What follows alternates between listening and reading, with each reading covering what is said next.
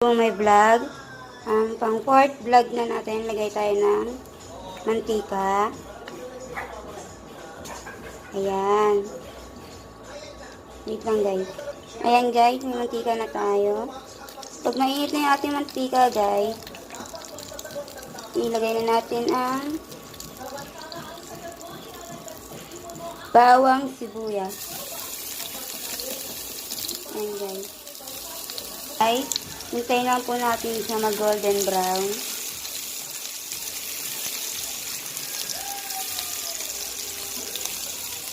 Today po guys, magluluto tayo ng menudo. Ang menudo po natin guys, wala po siyang gulay. Ano na po yung available sa ating bahay. Ito po ang lulutuin natin guys. Yan.